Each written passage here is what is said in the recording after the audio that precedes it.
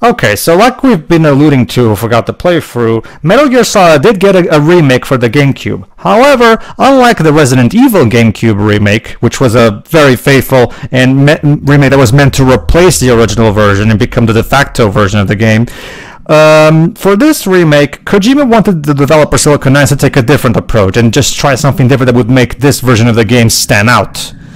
To be fair, he did give this remake his blessing. Oh no, yeah. As far as we know, he was fine with how it turned out. Oh yeah, that is true. That doesn't mean I have to agree with him, but yes, it is true. Oh yeah, obviously. Let me put it like this. I feel like my feelings on Twin Snakes kind of mirror my thoughts on Metal Gear Solid 2. It's a mess, but it's the kind of mess I can still enjoy. Now, mind you, for differing reasons. Twin Snakes, great gameplay. Story, another story. Okay, so yeah, Metal Gear Solid, the Twin Snakes finally gives this game a subtitle because it's the only one of the Metal Gear Solid titles that doesn't have a subtitle. And now we know that thanks to this remake, the official subtitle is the Twin Snakes. I don't particularly care for the fact adding this because it spoils the plot twist of who Liquid is.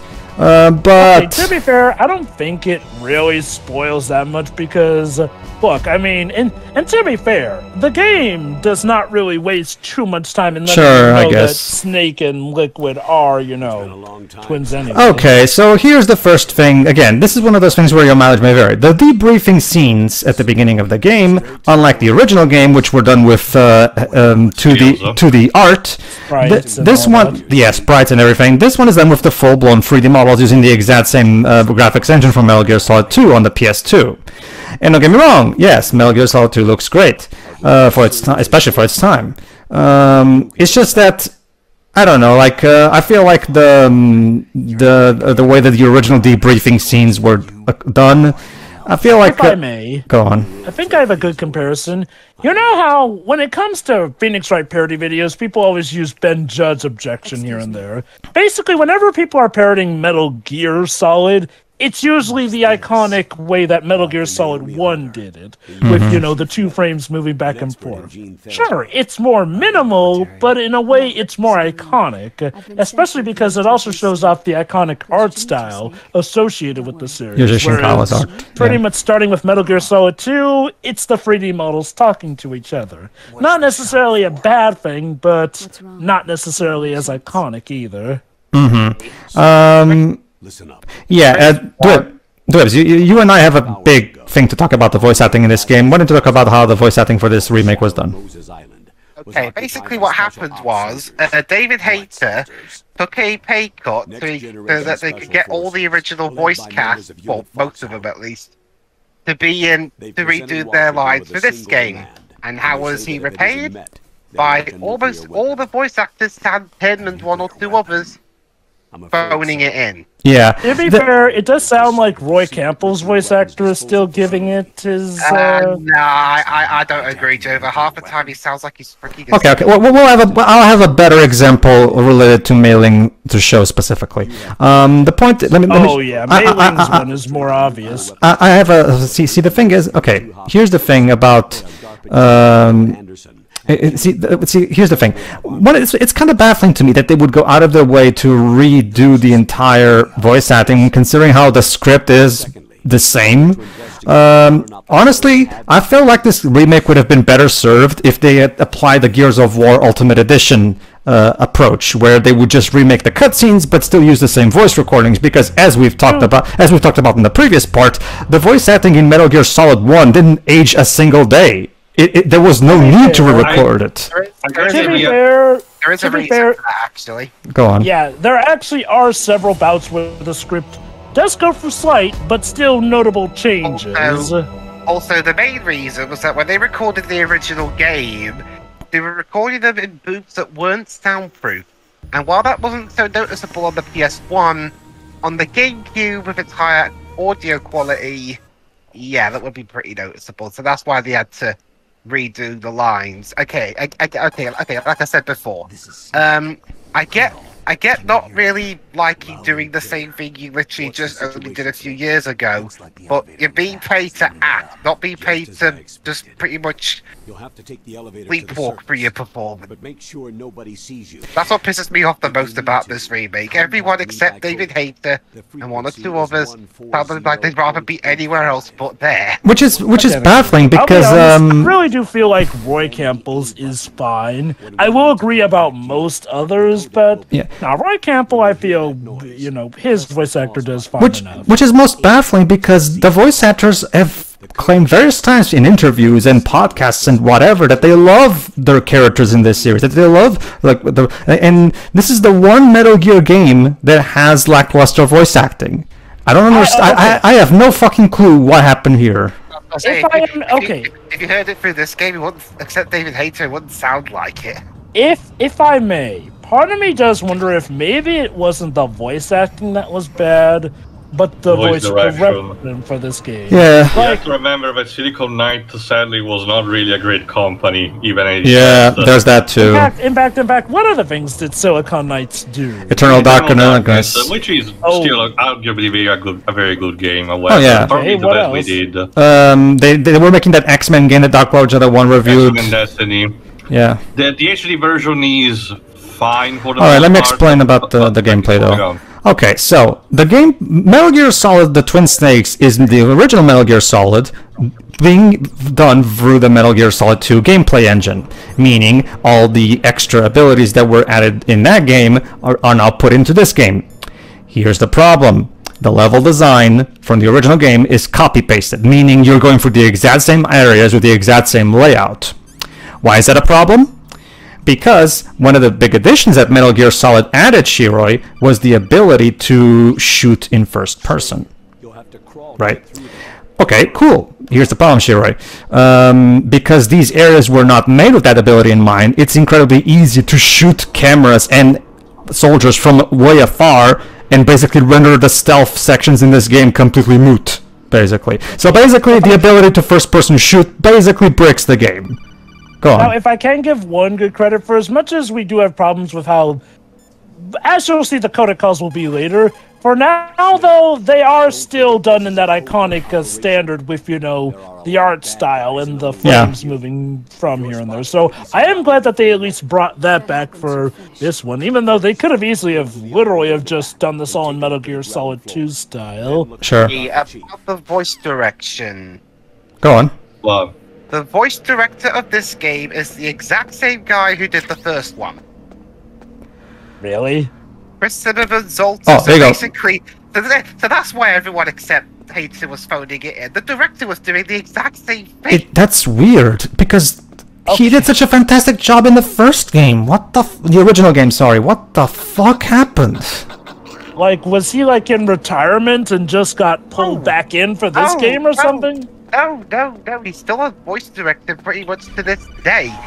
In fact, he did Metal Gear Solid 3 among others. His most recent one was in 2021 with the likes of Ratchet and Clank Rift Apart and No More Heroes 3. My only conclusion is that the director was so bored of he's like, okay, fine, we'll do the same. Let's get this done like a... Alright, we're actually about to get one particular point of voice acting that really ticks me off in particular, and we're going to have a comparison between the original because I added in some clips. Let me know when it comes, because there was something I wanted to bring up. So is this a good time or bad? Kind of bad time. Yes, kind of bad time. Kind of. Don't worry, you'll have time. I liquid. Also need music. Yeah. Oh yeah, that's that's another thing. Yes, this game was done in collaboration with Nintendo. That actually gives you a chance to bring that up as well, Shiroi. You know how awesome you talked about how you really like the music in your final thoughts? Well, because of that copyrights issue that Konami later resolved by buying the tracks outright, the entire soundtrack for this remake was remade from scratch, and unfortunately the soundtrack is incredibly lackluster compared to the original game's music. Like, okay, I'm fine with the soundtrack, but I won't deny it is not new. Yeah. It's windy. They're trying to make it look like it's flowing in the wind, but it just looks so stiff. Like, Okay. Let me put it like this. Someone definitely had a cinematic style in mind for this movie video game. No kidding. Well, obviously, that's one of the big hallmarks of the Metal Gear series to begin with, anyway. But here's the thing: I want to assure people in the comment section, by the way, that I am not playing the game in Dolphin. I'm actually playing the game natively. So this is not an emulation bug. You're watching the game as it was originally. Excellent, Snake. Age hasn't slowed you down one bit. Usually, I prefer playing my GameCube games on my Wii U, so I can play it natively. It's a little hard to move. Bear with it. It's designed to prevent hypothermia. This is Alaska. Wake up! Take it easy. Okay. Now, okay. Now I'll still hold that Roy sounds fine. Naomi is definitely an example of how. And remember, this is Jennifer Hale, the queen of video game voice acting. What the fuck? Like, I don't know if it's the voice director or the voice actress. Okay. Again. The terrorists same one, remember? already picked them up. Like, okay, see, listen. Roy actually at least sounds like Campbell should sound. Stoic when he needs to be, but with a hint of emotion. Good. Naomi, however, sounds like she's doing some drugs on the side. Some heavy tranquilizers, and she's fighting to stay awake. Mm-hmm. Again, I gotta disagree. He sounds as bored as almost everybody else. Alright. I mean... Oh, go on. God, this makes my daughter, Jesus Christ. Yeah, that's the thing too. That's the thing too. I first tried recording this on Dolphin, and I was thinking, okay, this can't be how it is. Let me go back to the original hardware, see if anything happens there too. So, yeah. I get the idea, but it's kind of plays kind of a ragdoll depending on the wind current, but sometimes it just does what the Probably. All right. That probably would be All right. the case. All right. Now, remember, one of my favorite interactions from this beginning of the game was when Snake and Mei Ling meet for the first time. Remember, like, Snake even flirts a bit with her. And one of the great things that made that work really well was, of course, Mei Ling's voice actress, really great delivery. Unfortunately, they screw it up here, as you're about to hear. I forget, was she the one who got a new voice actress? No, it's the same. But they removed the accent. Chinese accent. They told her to remove the accent, but here you go. It's an honor to speak to a living I kind of do get why they got rid of the accent. Yeah, because, stereotypical. Yeah. No. As I mentioned in the previous part, again, it's mostly because we thought she was born in America, so she might be less likely to have the accent. Hold on. From what I understand, that was sort of a decision. I'm being hit on by the famous Solid Snake? But... No, the delivery is nowhere near as good. I mean, hold on, Java. Before you reserve your judgment, I will ask you to reserve your judgment because I'm about to showcase a bit. Hold on, give me just a moment. Give it just a bit. I'm going to give you a reminder of how the acting was before, so we can compare. Nice to meet you, Snake. It's an honor to speak to a living legend like yourself. What's wrong? Nothing. I just didn't expect a world-class designer of military technology to be so... cute. You're just flattering me. No, I'm serious. Well, I know I won't be bored for the next 18 hours. Come on. I can't believe I'm being hit on by the famous Solid... See, in this version, she actually sounds embarrassed, flustered by what Snake just said. In the original, in the remake, she just sounds, monotone. Like, I wouldn't say she sounds monotone. She sounds bubbly enough. Okay, I will say this, though. I do get why they got rid of the accent, and if I recall correctly, this was even some decision that got some input from Kojima, seeing as how this would later pretty much be throughout the entire series. The idea is like, she's lived in America. Also, yes, a new feature is that you can fast forward or outright skip the codec calls. Actually, you could do that in the original game too. Oh, you could? Yes. All right, now is this a good time to bring some what I have? I think so. Go on. So, Pedro, are you by any chance familiar with the VR theory about this game? The VR theory? I'm guessing that's enough. Tell me more. Basically, some of the fans have a theory about this remake. They have a theory that this remake is one of the many, many VR simulations being done for a certain character in Metal Gear Solid 2. Okay, that That's a cool theory. I will give them that. Basically, Shiro, it will make more sense to you when we do Metal Gear Solid 2. Speaking of which, one thing that Pedro did not show is the fact that the original game does have actually VR training missions. Again, there's no story attached to them, and they're just more fluff, it's not really work. VR missions. The VR missions game is a great game to play. In terms of commentating on it, it's not really great commentary material because the only thing you need to know is that George Wood sucked at it when presenting for his review. Oh God. Okay, honestly, to you, is there any game that George Wood has not sucked at? I had to think about it. Okay, Pedro, question. Go on. Please tell me we're at least going to cover Snake Tales, right? I'm planning on trying it. The Snake Tales are very hard in difficulty-wise, so I will not make any promises, but I will try. They have such funny writing to them. It's amazing. Okay, how about this? If I suck too hard at them, I'll compromise and just show the cutscenes themselves. Do I have a moment to just make a quick comment about something? Go on. All right. Okay, them being on the background really helps, and they might still be a bit grainy because old game. But I do have to ask, why are the subtitles in this game better than most modern video games? Oof. Even when they're still crap. Even when they're still kind of crap, because I know what they look grainy. Like. Hold on. A lot of games. They have subtitles, but they might as well not exist because they're so tiny.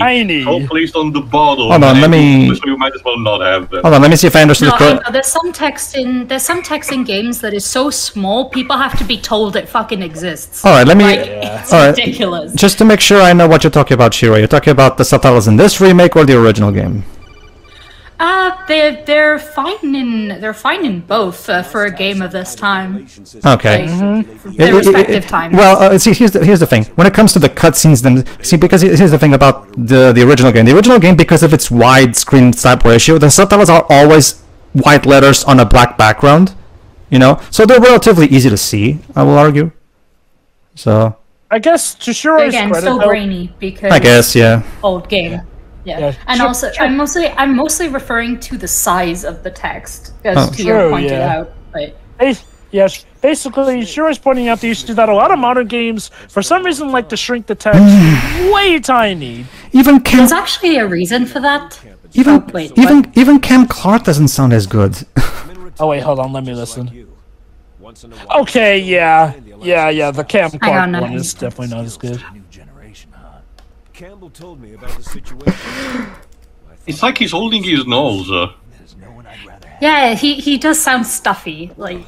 I get it that he's supposed to make a very distinct, different voice from Liquid in order to keep the Master Miller impression. I get what the thought process were they going for, because I do remember hearing his dialogue as Liquid, and that one is actually fine. So I get it. I wonder if it was actually the voice director in this case. Again, same voice director. Go on. Oh, yes, Roy. Just to very quickly finish up what I was saying, there is actually apparently a reason for what you just said. It's because a lot of game development is done where the developers are sitting right in front of the monitor.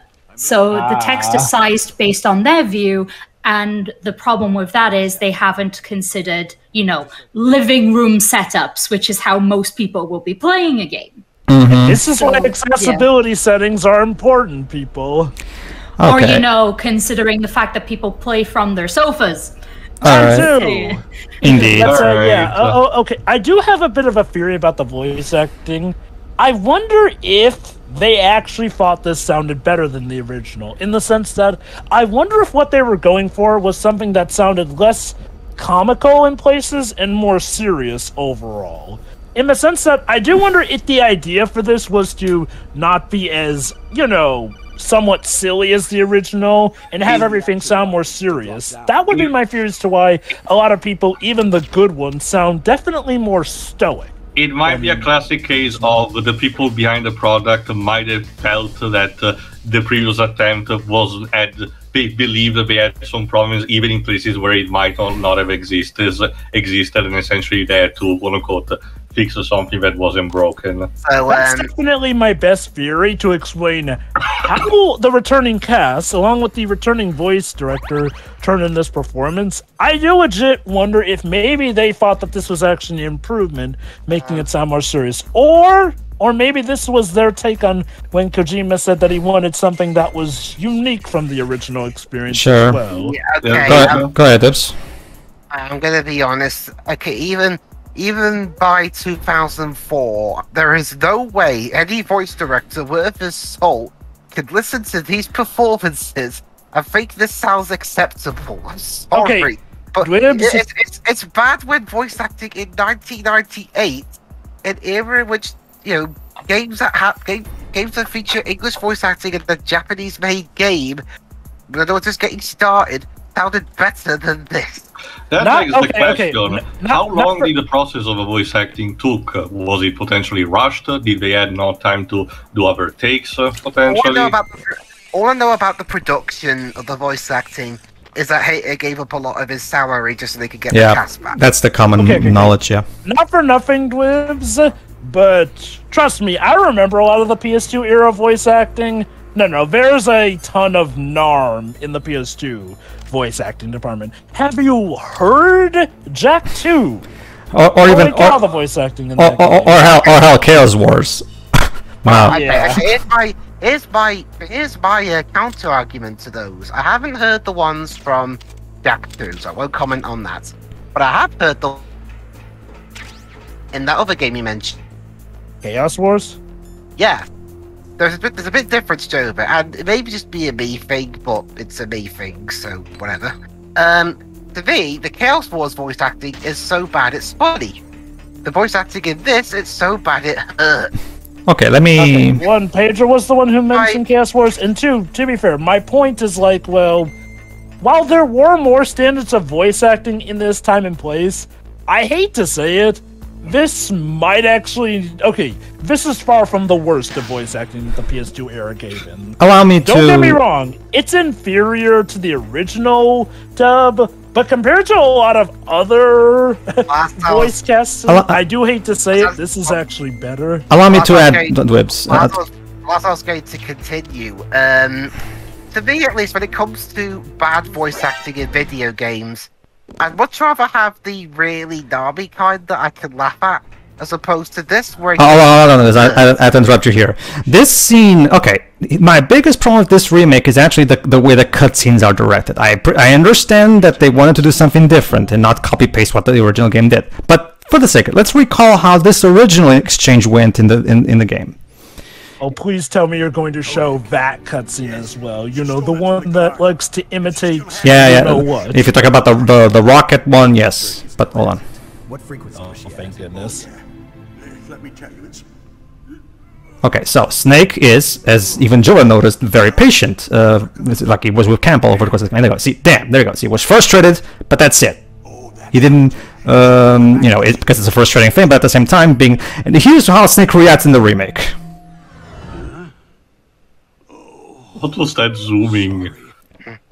What's with like Hold on, Chirac. action in general? Whoa, what the fuck? And a snake having a fit?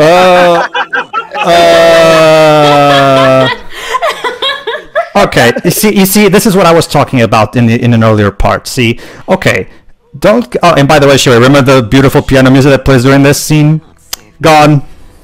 Yeah. There's still some piano, but it's nowhere near. Okay, let me explain while this is going on. What I mean. See, here's the thing. Snake, as even Jova noticed when it comes to putting up with Campbell, is a patient guy who can indeed keep his self-control, even when he's frustrated. Having Snake go ballistic and even point a gun at President Baker like that, it's just like, no, that's not how Snake acts. Go on.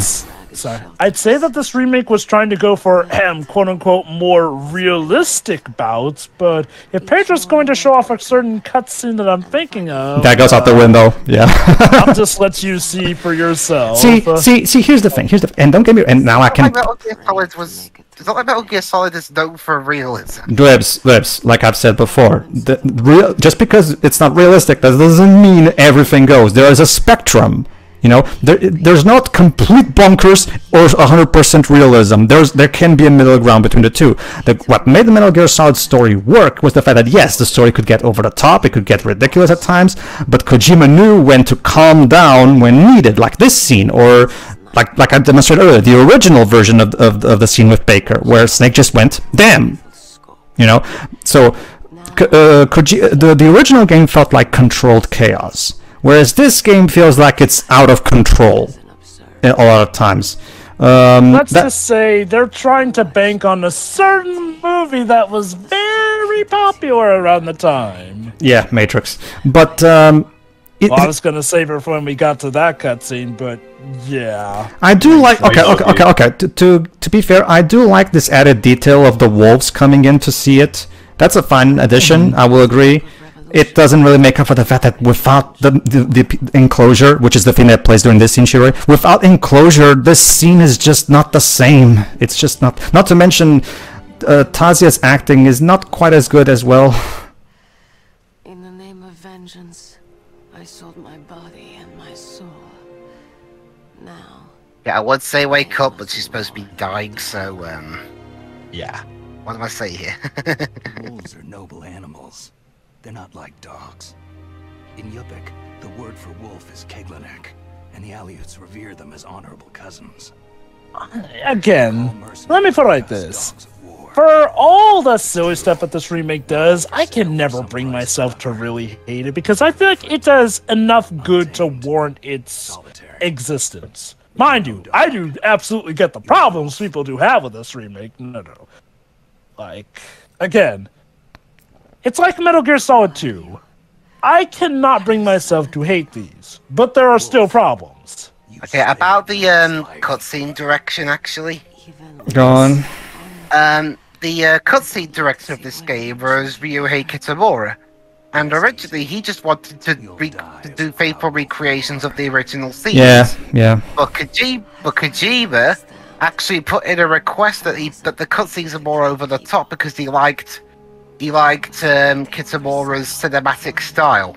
Okay, so to be fair, when it comes to Snake doing that was apparently something more in line with Kojima's request. So. Oh no, definitely. I will definitely say, yeah. That doesn't mean I have to like it though.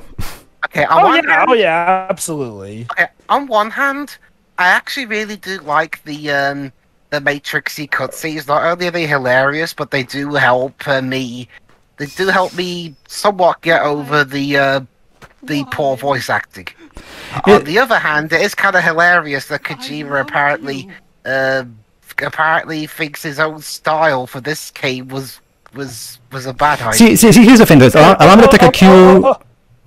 Okay, Dibs, to be fair, it's not that he thought his original style was bad, it's just that he wanted something different and unique enough for this remake. What Jova said, yes. Kojima didn't want this to just be a copy-paste job, which I can appreciate, but if it ain't broken, don't fix it, man. But how about this, Dibs? Let me take a cue from what you said in our Lost Future commentary. You know, yes, it's hilarious, but that's also in itself is bad, because in a lot of these cutscenes, we're not supposed to be laughing.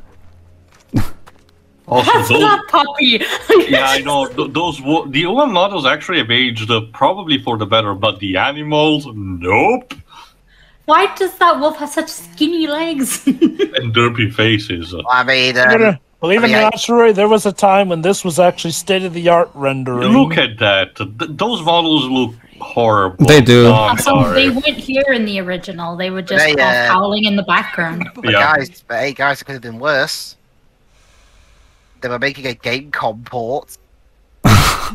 Why? Because epic slow-mo, I guess.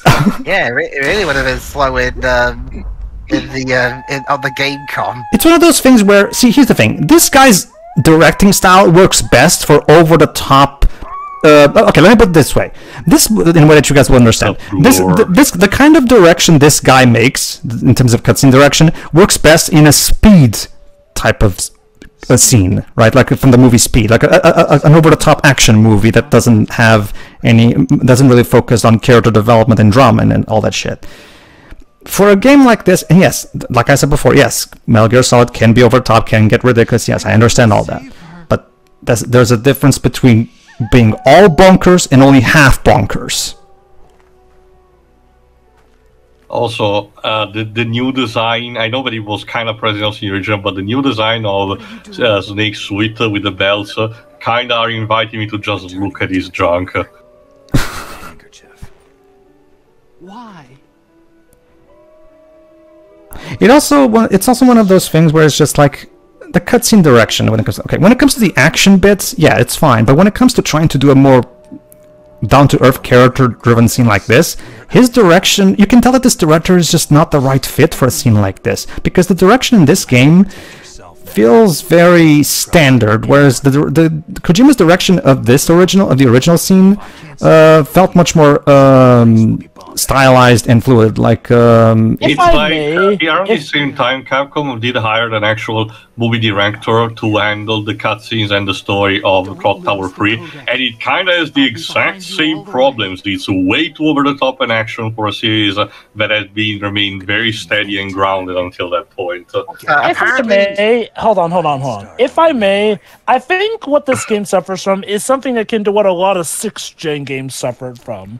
Because when this game first came out, it looked remarkable for its time. In fact, a lot of games from PS2, Gamecube, and whatnot, they looked remarkable. So everyone was jumping onto, these use of 3D models that the PlayStation could not really do. However, here's the thing. With the PlayStation, that stuff was usually cranked up to its top notch to look amazing, which is why, in hindsight, when you look back at a lot of PlayStation games, they actually still hold up in their looks here. The difference is in a lot of people's excitement to move on to the 6th gen of gaming, they used it well, yeah, but it didn't age as gracefully, given, the thoughts of the future weren't all there, if I may. Sort of goes into the over-the-top end. Oh, here we go, Jova. And yes, here we go. Oh yeah, sure. This is the scene that everybody remembers from this remake. What's this? Pedro! There you go. Snake jumps backwards, lands on the fucking missile, and and blows up the helicopter. Can't believe it. Yes. Okay, explosion is happening in the background. See, allow me. See, here's the thing. This would work great in Rising, but the thing is that again, it's the thing that people need. All right, so that's what he says now on the GameCube equivalent. Also, are those? I do actually.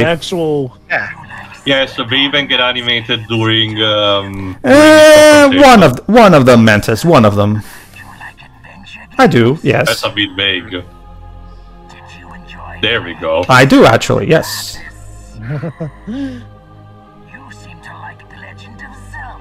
At this time, only Wind Waker was released. So I do. I do indeed.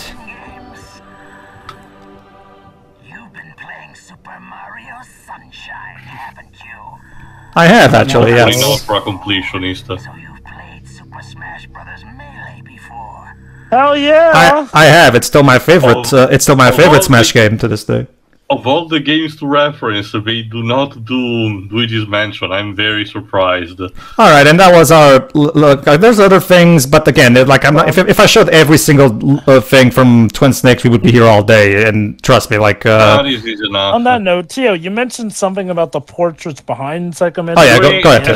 As an extra flavor, at the beginning of a fight, after it does the whole scanning thing and tells you, "Oh, your controller is in my hand; it's using anything." For an extra fluff, with the portraits behind him becomes animated and starts laughing at Snake. Huh. It's weird though. I feel like to Evil Dead too. Mainly what I was going to ask was that those portraits were actually portraits of the dev company men involved in the game or something. Oh, they might be. I actually don't know. Hey, it's nice to hear Doug still sounds like he's having fun. Oh yeah, definitely. Yes. The way he reads a lot of these sounds like he's about to bully you for your taste in games. Just a reminder, this guy will go from this to being a recurring character in the Swan Princess movie franchise. Yeah, but Psycho Mantis waits for you near the door of the school and going, "So, kid, I've heard you like to play Super Mario Sunshine. About the Swan Princess thing, I think that would liven up the series, honestly. Oh, yeah. No, sure. That's the thing. He is one of the Yeah, recurring... he's a turtle. Well, the actor is. Let's just put the character in. Oh, yeah. Mantis and Swan Princess. Yeah, that would help. Okay, one final thing before we move on to final thoughts, everybody. I want to mention something on the Wikipedia article that is kind of interesting. Metal Gear Solid in 1998 received an Excellence Award for Interactive Art at the Japan Media Arts Festival. Also, the Academy Awards and the Academy of Interactive Arts and Sciences nominated Metal Gear Solid for its 1988 Outstanding Achievement in Character or Story Development. So, it got nominated for Outstanding Achievement in Character or Story Development. Guess who it lost to in 1998? Don't tell me. Omicron. Pokemon Red and Blue. Now, don't get me wrong. Don't get me wrong. I love Gen 1. It's I grew up with it. It was the first one. Don't get me wrong. I love those games. But better story and character than Metal Gear Solid? I'm sorry, but... Not just that, even as a comparison, like it's like that episode where George Wood puts up Super Mario 64 against Resident Evil 1. I mean, Gen 1 wasn't even a story-driven RPG, it was clearly more focused on gameplay, which again, there's nothing wrong with that. It's just that, okay, why this one over MGS 1? Like, it... I guess... But Pedro, what about the wonderful character development of that guy who blocked your way in one of the towns saying, I'm not letting you go through without getting his coffee, but as soon as he got his coffee, he was a jolly guy. What grand character development. That's okay. I guess to play devil's advocate, there is definitely a narrative in Red and Blue, and it is definitely something of a story that you yourself craft in a sense. Like, granted, this isn't to say that there weren't JRPGs before Pokemon, but let's be honest, Pokemon definitely helped codify JRPG stuff, so definitely. In a sense, and okay, given how new story was in games, I guess one could argue, like, Metal Gear Solid 1 has something of a more, let's say, like, well, it's more of a typical narrative in the sense where it's how you would expect a narrative in media to be given. Whereas Pokemon has a bit of an anti-typical bout of narrative, wherein there is a narrative, yes, but it's more like what you yourself craft and hone out itself here and there through the bouts here and there. Now, obviously, nowadays, it might not be seen as remarkable, but I could see how it could be considered a riveting sense of narrative. Again, given how it was one of the first JRPGs to actually, make it big everywhere, I can see how that may have worked in its favor. I feel like both, in their senses, definitely groundbreaking narratives when it comes to story and video game. Just in very different, and again, in Pokemon's cases, unorthodox ways. And that would be cool if it was an award for outstanding innovation in whatever, but it says specifically story and character development. And if anything, the legend of Red being these super badass legendary trainers started with Gen 2, so not with that. It's one of those things where I feel like, if that's okay, to be fair, in terms of character development, your character goes from being just a random kid out in town to being the flipping master of the region. So technically, even in-game, there is that character development to you. I guess, it's just that, like, I'm still gonna go with MGS 1 over Red and Blue, don't get me wrong. I mean, me personally, I probably would have picked MGS 1 too. I'm just looking into the possible reasons for why Red and Moon was picked over. I just thought it was an interesting little fact to bring up because, it's kind of interesting. I was about to say, though, how funny would it have been if it actually lost to Omnicron? Oh, no. God, no. Kojima losing to Mr. David Cage, of all people. We already had the Brits completely fuck it all up by showering with BAFTAs for every rain, so... Listen, we don't claim that, okay? The only way that would ever happen is if you know, if David, the only way that would happen, considering that we know David Cage's standards haven't exactly gotten any better. But literally, the only way that would happen is if Kojima was drunk while writing his next game. Not just that, Dibs. Like going up, getting better. Not really. I would argue they've gotten worse over the years, to be honest with you. So. Or if David Cage offered to buy everyone around after the ceremony. Yeah. Look, so David, how's Star Wars Eclipse coming along? Anyway, we're not here to talk about David Cage. All right. Okay, one other point I wanted to make about the game's localization in general was that apparently Kojima wasn't happy about how Jeremy Blaustein adapted the game, because apparently he didn't like a lot of the changes he made. So as if he pretty much pulled a Studio Kara with the Netflix dub of Evangelion, and kept a more closer eye on the localization in spite of not speaking the language. That's weird. Well, like I said, that doesn't mean I have to like it. But that's the thing. Is like I said, it's like with the Kara. It's like with the Kara insisted redub of Evangelion. I mean, you might not be happy with how it turned out, but that's how localization works. Sometimes the way you phrase things just don't make sense in English, but instead of, dealing with that, you just say, oh no, we could do a much better job ourselves. What do you mean we don't speak English? Alright, so yeah, that was to also add to just something real quick about the remake. It's one of those things where, like I said before, like Jova said, yeah, the cutscenes, let me put it this way, like the cutscenes, yeah, probably aged worse because of growing pains of the industry at the time, like Jova was saying. So yeah, it's one of those things where... I honestly do believe that when it first came out, it looked phenomenal, which is probably why they went all gung-ho. For varying reasons, again, a lot of 6th-gen games have not aged as well in the looks departments as, 5th-gen games. Alright, Shiroi, based on these impressions you've seen, what do you think of this remake, based on what you've seen? I understand what Joe was saying about maybe they wanted the voice acting to be a bit more serious, but I thought the original was plenty serious enough, even with the light-hearted moments.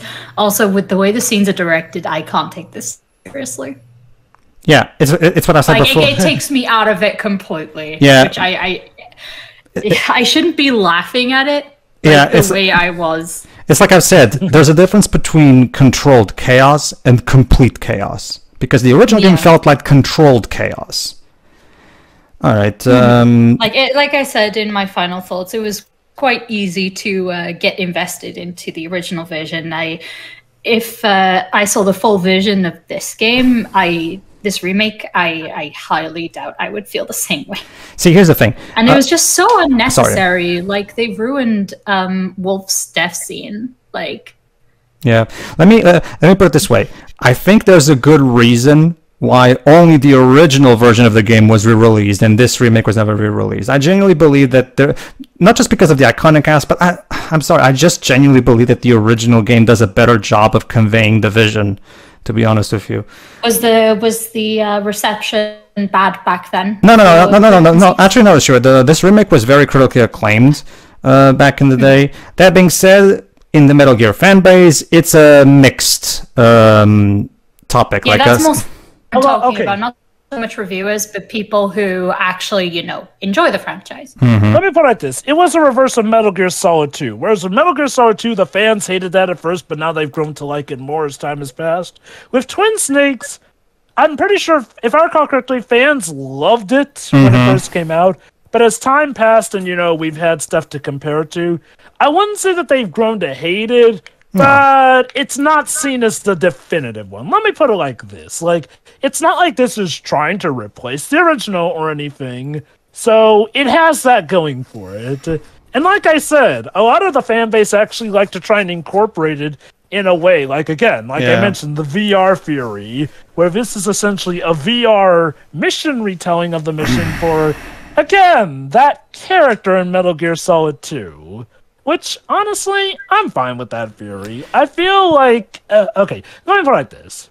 People, at worst, laugh at this. I wouldn't say that the fan base really hates this. I don't hate it. It was a valiant effort, and, you know, it may not have done the best job, but I can at least get a sense that there was some genuine effort put into it. Again, the voice acting is weird, but I like to imagine that even there was some method to the madness. Again, it didn't pan out as well, but I genuinely believe that they were trying. I'm not angry. I'm just disappointed. To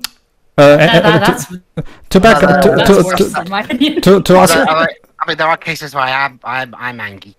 Well, yeah, but I'm speaking for myself here. So, to back up what Dwebs was saying earlier. See, the reason me and Dwebs are so harsh on the voice acting is because the original game raised the bar so high for video game voice acting, and the entire series, you know, kept that bar, you know. But this game is such an outlier, you know.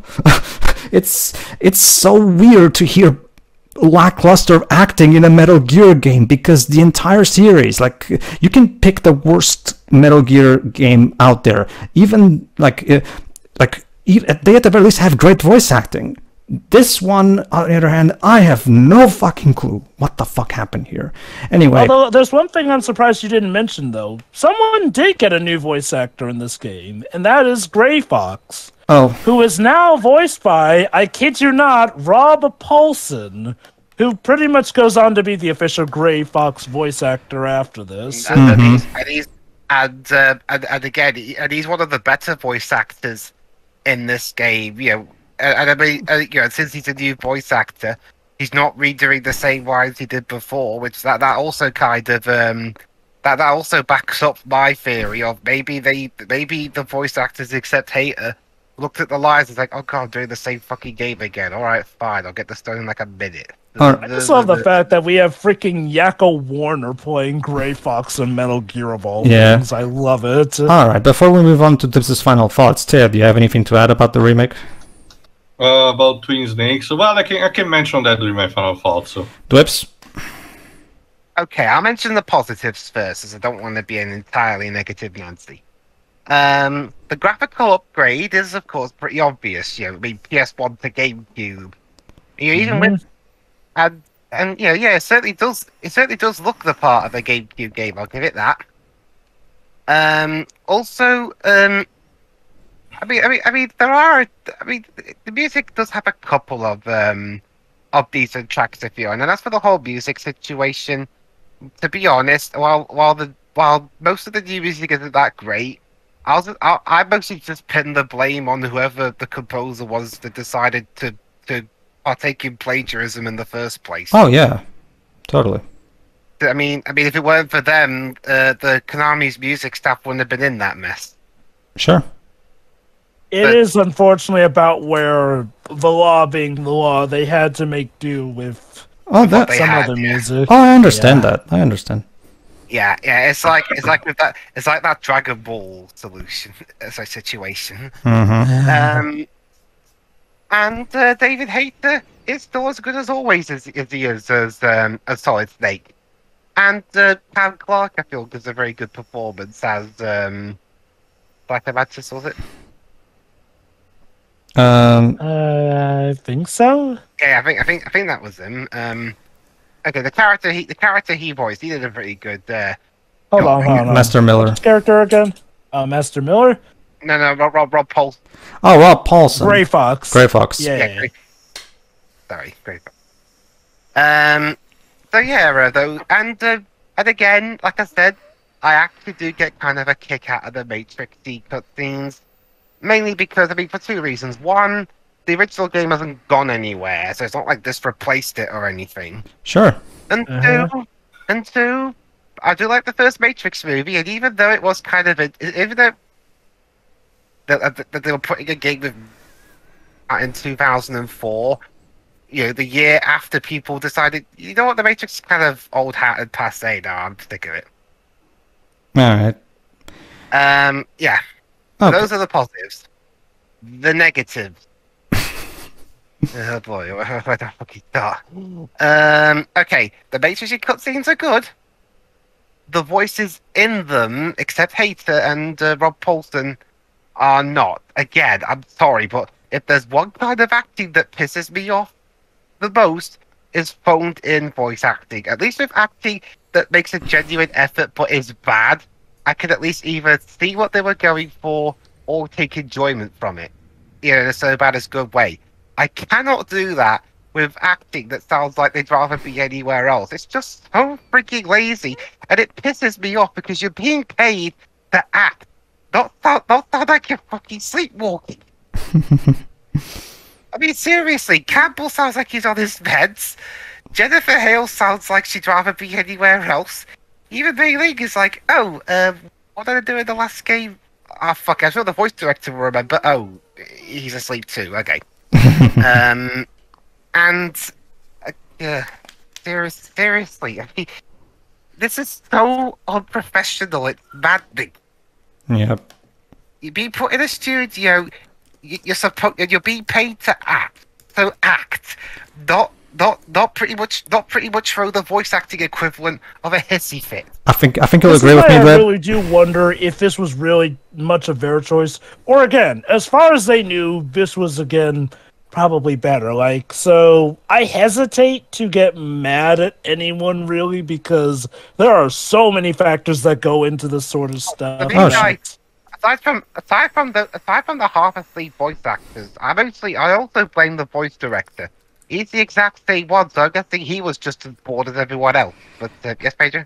I think maybe you'll agree with me that what I said earlier, that I feel like if this was like a different game, like an original game of sorts, maybe we could at the very least be not as mad about it. But this is a Metal Gear Solid, and the original game was such a phenomenal leap forward in video game voice acting. Yeah, a fully voice acted game in 1998 that didn't sound Naomi as hell, and yet here we are in 2004, and we've gone backwards. And I think I can also get what Pedro is also hinting at, in the sense that the sort of voices that they're going for could work for a script that's with a different tone. You know, like, we'll say, like, you know, something that's definitely a lot more dour of a Metal Gear game. Again, the issues are that this is trying to be a remake to it, and admittedly, a remake with changes, but nonetheless a remake here and there. Mm-hmm. Alright. It's all a remake. Alright, Dibs, if you're done with the remake, your final thoughts on the original game, please. Okay, as for the original game, okay, enough ranting. Okay, I'll start with the negatives to reverse it, since I want to end on a positive note. Go ahead. Yeah, okay, you know, I get it. They have... The guys we kill in this game have augmented powers, and we have to get across their backstories before they die somehow. But I don't think the answer was have cutscenes that remind me of Trinity's death in the Matrix Revolution. It goes on so long, and I'm like, you just got a bullet in your chest, or you've been blown up with rockets. You should be, at the very least, barely be able to get out a few words before you die. But no, you go on this long heal before you die, and I'm like, oh god, just die already. And yeah, not necessarily quality wise, but yeah, like I said before, the plagiarism of the music, it was just really unfortunate, and whoever did it, I think they got found out. Oh, they definitely got found out in the end, didn't they? I think we should at least give credit to that Konami went out of the way to make it up to the original owners by paying them and buying the tracks from them. So they did. So the story ended with a happy ending, at least. So they won't have to go for that again. Mm-hmm. Although I'm guessing by that point it was too late to put it in games like MGS 4 and 5. Basically, the reason Konami is still selling the original game from 1998, both on the PS3 and on PC via GOG.com, is because now that they own those tracks, they can sell the game as much as they want, basically. Mm-hmm. Yeah. And boy, golly, they probably want to get as much as they can from having to buy those tracks back. Alright, but as for the positives, again, for a PS1 game, the graphics aren't actually that bad. I mean, yeah, I mean, a lot of, I mean, with the character models, it does look like, it looks like the cardboard puppet show. But the environments look pretty good for a game on the PS1, especially the weather graphics, I feel.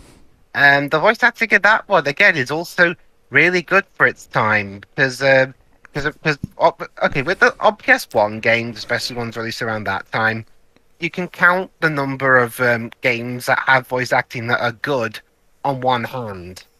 So having a game like that in 1998 was special. And allow me to remind you, like for example, you can use Crash Bandicoot, because the Crash Bandicoot games had great voice acting, but those games didn't have big dramatic scenes that required major chops from the actors. This one does. Crash one's a more Saturday morning cartoons. Yeah. The gameplay. Okay. I'm not a big fan of stealth games for the most part, and if you gave me a choice between, say, Metal Gear and Hitman, I'd choose Hitman. But for this game, it's certainly put in a lot of effort, especially because I mean it was good. I mean it was amazing that they could get all that stuff on the MSX, but with the PS1 they had to be a lot more technical, and I feel they succeeded on that front, especially with the enemies' field of vision and the and the security cameras. Mm-hmm. The music, again, for as much as it would cause Konami a bit of kerfuffle down the road, it actually is pretty good music, at least. And I do like that they reuse it for the death tones in MGS2. And actually, my favorite remix of it is the one in MGS3. Mm-hmm. Who did the score in that one? Harry Gregson Williams. Yeah, exactly, Harry Gregson Williams. Even at his worst, is at the very least a decent composer, like in the X-Men Origins Wolverine. Anything else I can mention? The story and the characters. Yeah, the story and the characters. Again, aside from excessively long death scenes, the story itself is actually really interesting. Again, a game made in 1998, having this kind of in-depth story, not in an RPG. A game about the dangers of war, the suffering that goes along with it, nuclear weapons, and spy stuff. I mean, I gotta say, Solid Snake is, in terms of fictional spies, I mean, as much as I love James Bond, I think Snake's a better spy than James Bond, because it takes people a lot longer to figure out who he is than Bond. Probably does, because James Bond always introduces them by literally saying his name. Yeah. If Solid Snake did that, he probably wouldn't last very long. I mean, I can imagine it now. It goes That's into... the thing, Waves. Snake is not even his real name. It's a purposefully made code name from when he was Exactly. Whereas with James Bond, he is literally parading around his actual real names there. Yeah. I think it's interesting because some movies remembered he's supposed to be a spy and he isn't so flagrant with his name over time goes out willy-nilly. And then there's Die Another Day. Like the one where he's supposed to be where he's supposed to be a fugitive for half of it. Alright. Yeah. So yeah, the story is actually really told. The cutscene. Okay. A lot of people. Metal Gear. I think we could all agree Metal Gear Solid does get, the series in general does get a lot of flack from some that the cutscenes go on too long. In fact, so long, especially 4. Yeah. Let me put it like this. In fact, so long at times it feels like you're watching a movie than more so than playing the game. And it feels like it's more of a distraction to the cutscene. It's definitely a case with some of the games. Not all, thankfully. I'd say 2 and 4 are probably the most egregious of them. Yeah, thankfully I think this game, along with 3, but we'll get to that later, do have a good balance of the two, I feel. In fact, the longer cutscenes don't happen till near the end, where you know, they're kind of supposed to be a bit longer, because you have to get out more stuff. It's one of those things where yeah, it is a genuine problem. But to give credit, like something like 4 has to wrap up 10 years of lore, so I can understand why it's doing it. You can still argue that still makes it a bad game, and it does technically, but it's one of those cases where I feel like it's one of the. I feel like you, at the very least, there's a reason why it's like this, unlike some other games I could mention. But carry on, Debs. Honestly, that's about it, I think. Well, who's your favorite character? I mean, there are a lot of them, to be fair. I actually did like, quote, Master Miller, unquote. I do like him also when he's being his real self, you know, when he's being liquid. But did you like my sunglasses, Snake?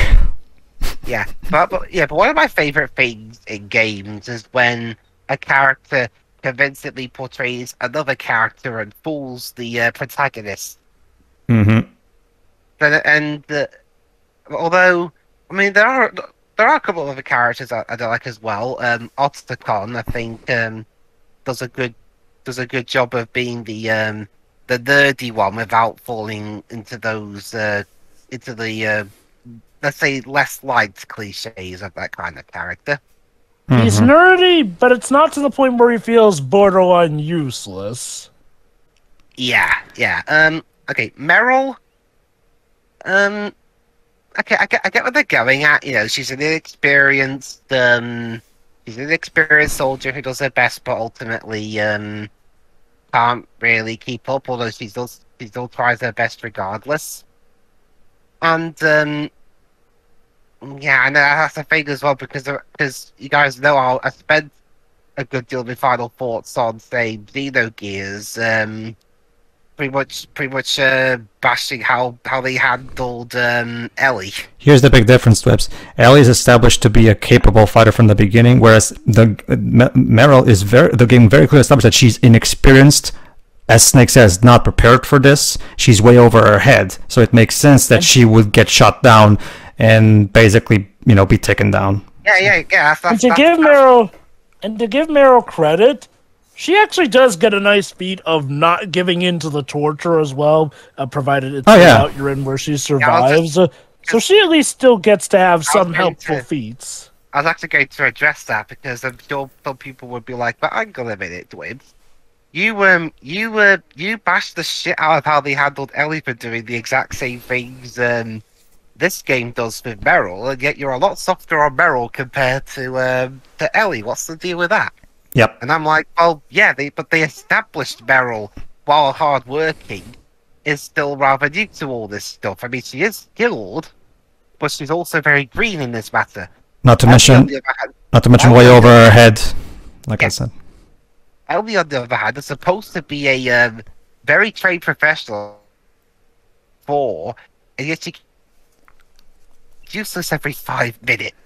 And again, Meryl, a rookie, I would argue, accomplishes more. Like, let's not forget, she's the one who secures the disc from President Baker as well, which really helps us out in the long run. Mm-hmm. Well, sort of helps Liquid out in the long run with that plan of his, but don't worry, I'll get to that in my final thoughts.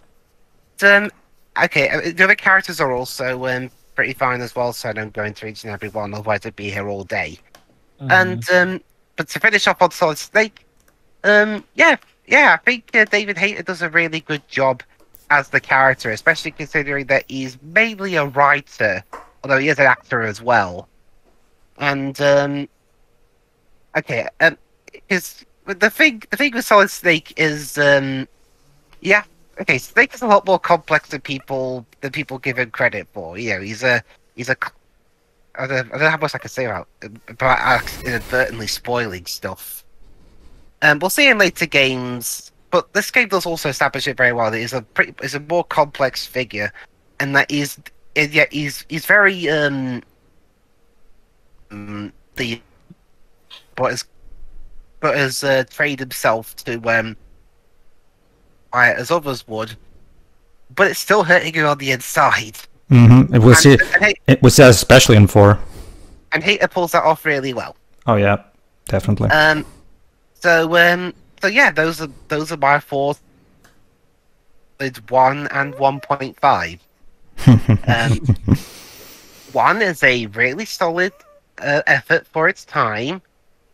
1.5 has entertaining cutscenes, let down by lackluster voice acting. All right, you done? Yeah, I'm done. Theo. Sorry, yes. Final thoughts, please. Oh, sorry.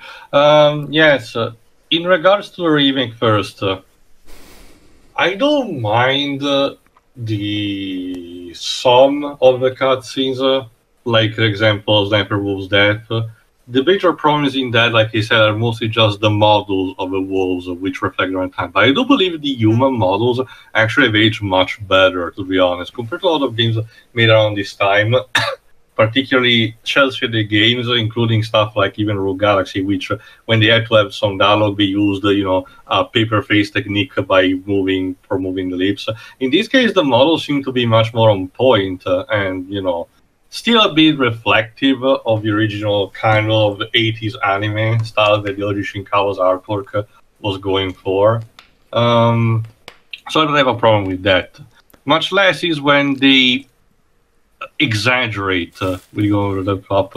I do not mind the concept the idea in itself, but there is a way to do it that the first game did, and this remake kind of went overboard with. Again, it's similar to what Clock Tower did in the end, only in this case there is a more direct comparison when it being a sequel. Compare this, but on a very basic level, compare this with what Snake does in future games where he appears, and this Snake, I mean, as in 2 and 4. Sorry. While he does execute some over-the-top actions in those games, they still feel relatively contained and at its capabilities, its own capabilities, nanomachines and whatnot. In this game, however, again, we have for some reason the snapping at Chief Baker, which feels out of nowhere. The concept behind seems very simple. However, it is not remembering, but when Snake points his gun at him, he suddenly has a refresher, because Snake is kind of potentially being frustrated. But again, in the original, it really felt as if Snake was more on the manipulative side, showcasing, with his frustration, showcasing a bit more of, oh, those shucks, I will never know knowing, and thus giving, showcasing a bit of fake vulnerability in order to exploit that, so that Chief Baker will remember. That's the vibe that I got from the original, but in this he just completely moves around like a fucking puppet. And of course, the IND sequence. Again, it's cool on paper, but it's not something Snake will do. It's something that Liquid would do, actually. Yeah. So I wonder why they didn't do that, something like that, for the final battle. But Snake, Study Snake himself does not fit this particular criteria, sadly. Again, as we say in my country, 2 weights, 2 measures, and in this case, it sadly does not fit. There's the whole game-breaking stuff, and one thing that Pedro did not showcase, the dog tag system.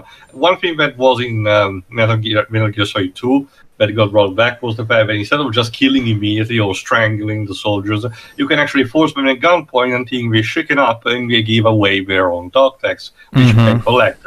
It's literally just bragging rights. There is literally no unlockable whatsoever behind that. Yeah, that's a good point. Yeah, that Teo brought up. Basically, Shiro, the collectible in Metal Gear Solid 2 that Teo just described unlocks stuff in Metal Gear Solid 2. In this game, they do jack shit. It's nothing but just a waste of cards, storyboard, nothing. It's literally just there to waste your time. I love it when games waste my time. And of course, there's the thing about the score, but we've basically said everything that needed to be said, so I don't really have to repeat much. Sure. You can kind of tell from what the footage repair showcased that they were kind of trying in some places to recreate a bit the thing without not even to exaggerate because of the whole copyright thing, but it's just not working. Even with, even on Sniper Wolf's death, we have still a somber kind of piece, this time with more the violins, still a piano. And if it was just that alone, I really wouldn't mind that. Sure, I would not remember it in the slightest, but I wouldn't say that it doesn't fit. It's perfectly fine. Oh, sure.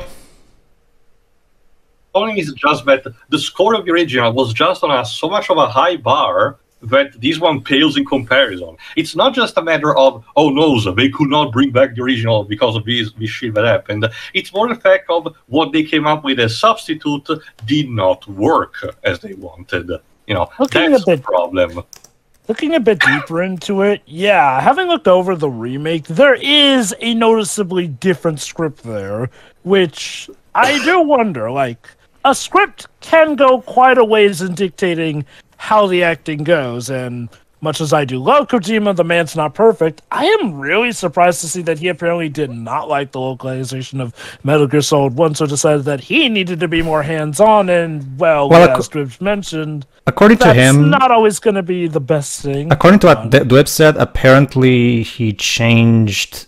apparently there were some lines that changed the original intent, apparently, but again, I don't know how it was. So again, if that is the case, I can understand. Because put yourself in a writer's shoes. You wrote a script, and then some localizer changes a line to a point where it completely changes what you were originally intended for that line to be. It can be very frustrating for a writer when that happens. So I understand why Kojima might be frustrated at some possible localization changes that were made.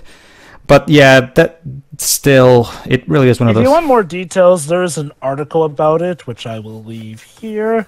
Mm-hmm. I'm pretty confident that if I was going to translate an Italian script into Portuguese, and if I made some kind of egregious change that completely changes how it's intended, I'm pretty sure Ted would be miffed to help, because it's one of those things that just happens sometimes. Go on.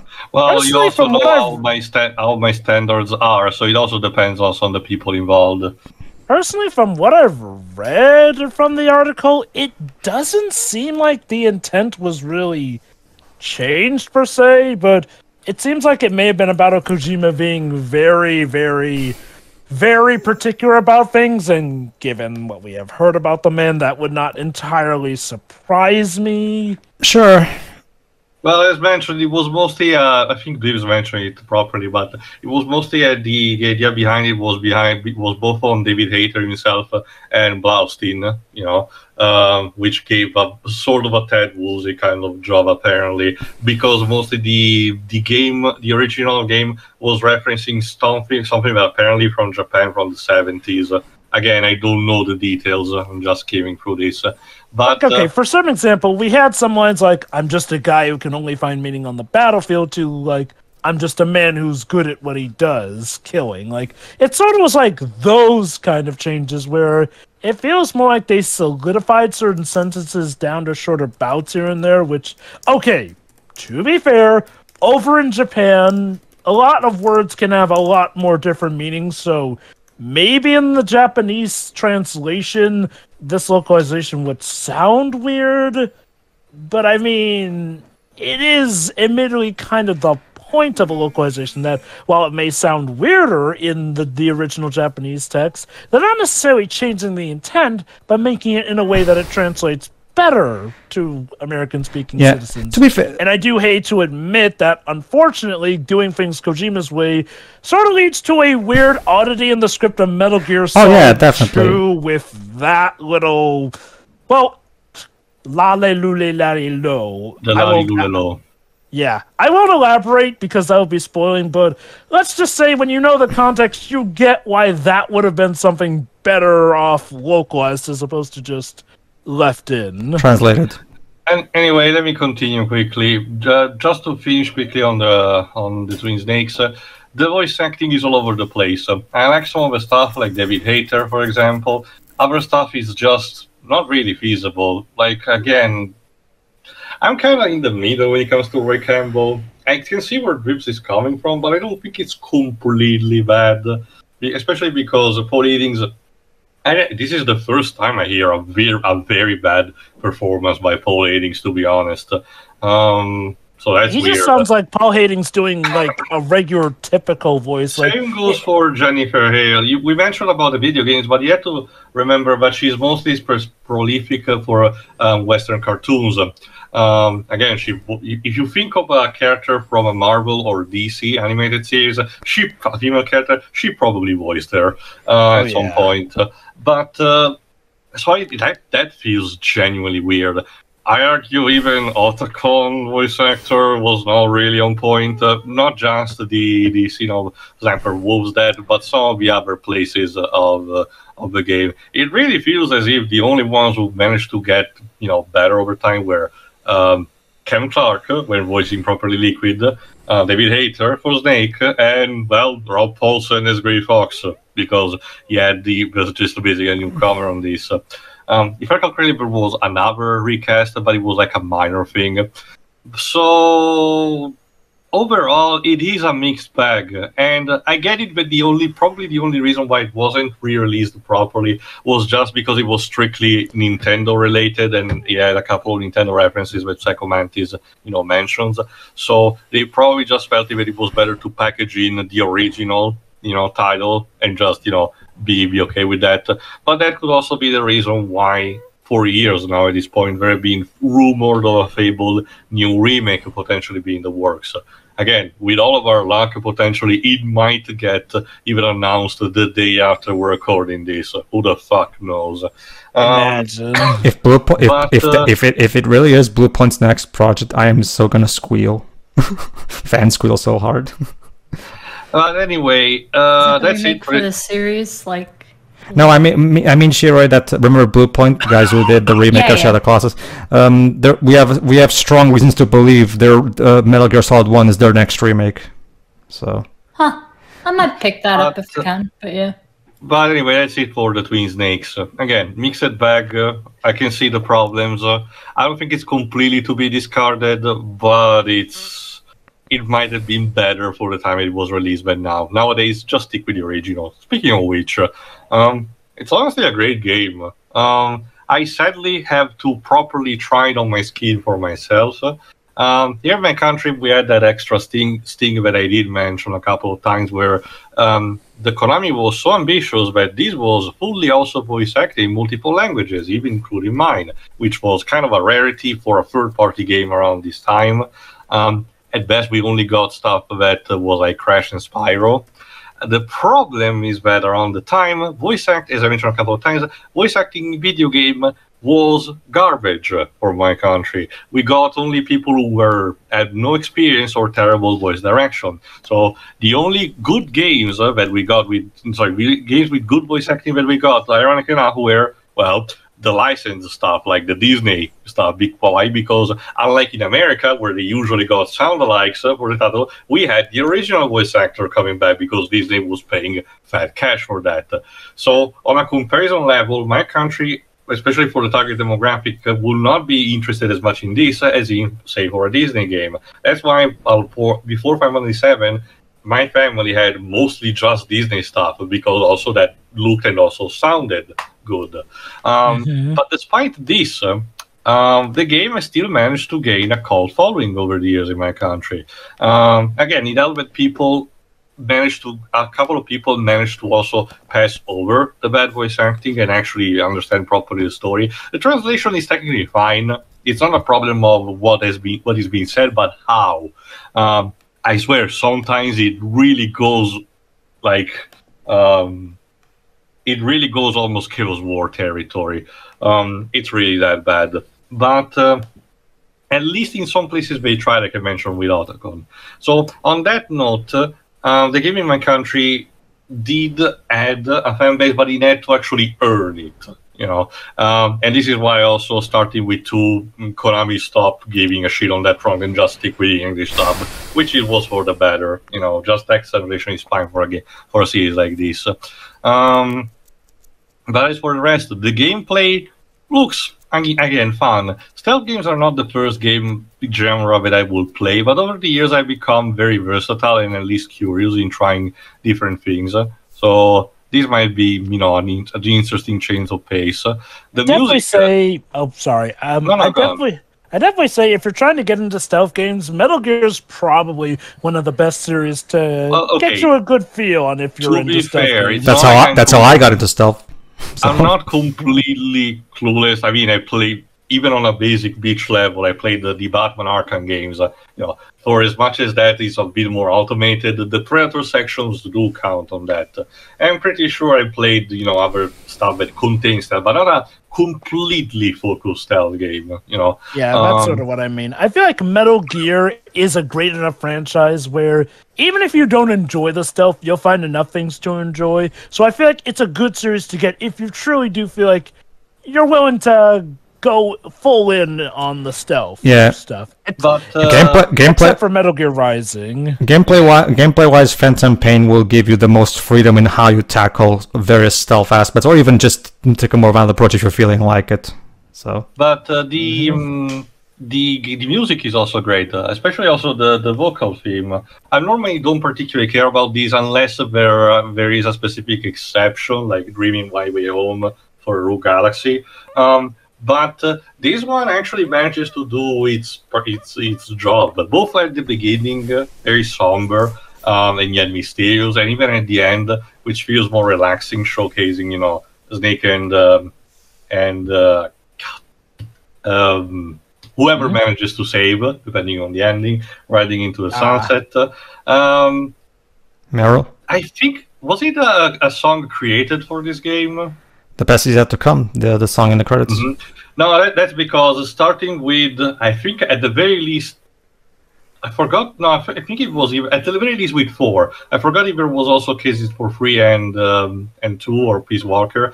But I think you're thinking of Calling to the Night from Calling to the Ops. Yeah, No. I'm about to say, starting at some point, Kojima will start inserting officially licensed songs in his games. Yes. Rather than creating vocal themes. 4 as, at the very least, this for Unicorn and Bart. At the very least, I remember that. Mm-hmm. But still, the fun thing that I will say on the music is that I wish we had a bit more variety when it came to the boss theme, because Encounter is a great theme, but it starts getting a bit repetitive if you see and play the game in bulk. We'll give them credit. Technically, the boss theme is a variation of the Encounter theme. It's still very similar if you actually have the ear for it. It is. I mean, mind you, if you listen closely, you can tell where it diverges.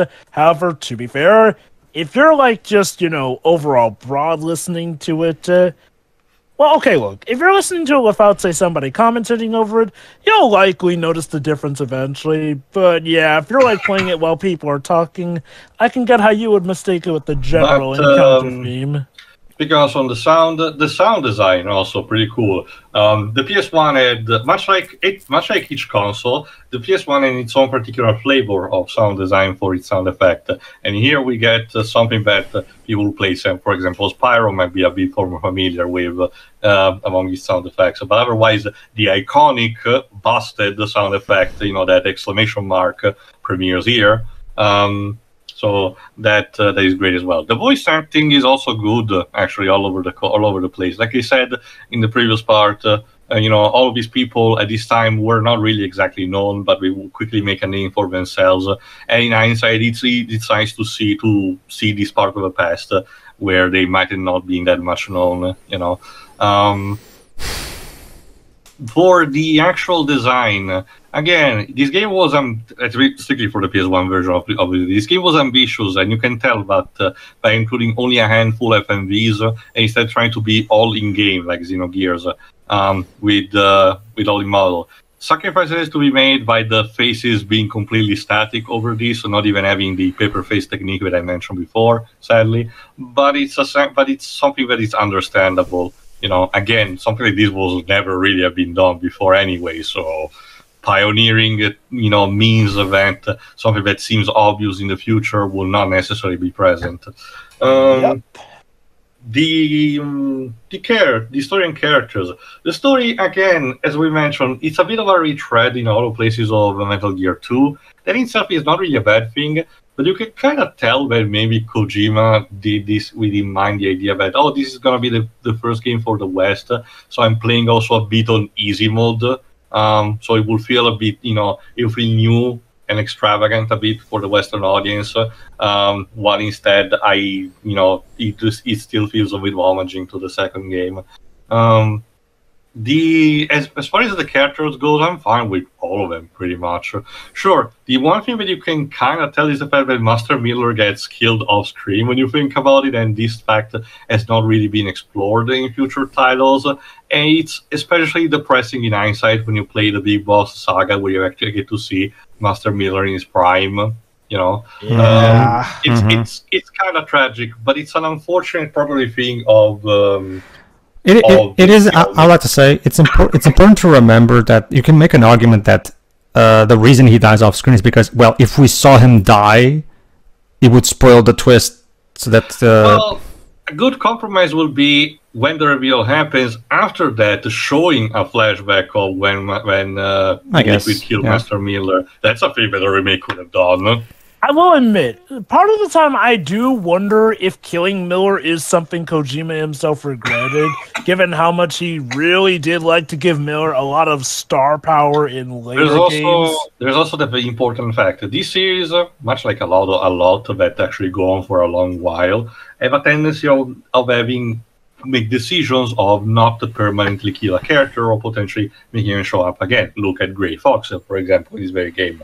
Miller's death has been the status quo ever since. They have not actually, I can already tell that they have not rectified that or brought him back alive in some kind of fashion. So they actually stuck to their gun with that. So in a way, it is commendable on that front. It's still a bit of a sour tone, but again, it's more of a nitpicky with the hindsight than anything. I will say this though, let's be honest. If Kojima or anyone really wants to bring back a character, all they gotta say is Nanomachine, son. Or Doppelganger. That's usually the other thing. Or clones. I'm almost done. Again, the characters, I don't really have a problem with that. Snake is overconfident and not necessarily the nicest guy you meet on the planet, but over the course of the game, he melts up with Meryl. That's her name. Meryl is fine. I kind of get the fact that because of the split ending you don't get to see much of her before the end, but it is true kind of that after she's ambushed by Snapper, she kind of disappears from the plot until the very end. You only get her mentioned. It's a tad weak potentially, but I get it. Again, the game was ambitious to begin with, so gotta need to make some sacrifices here and there. Again, Otacon is also a great full character. The villains are also very interesting and still particularly quirky, each of them with their own particular abilities. Still keeping the tradition from the previous games. You enjoy role-playing games, don't you, Teo?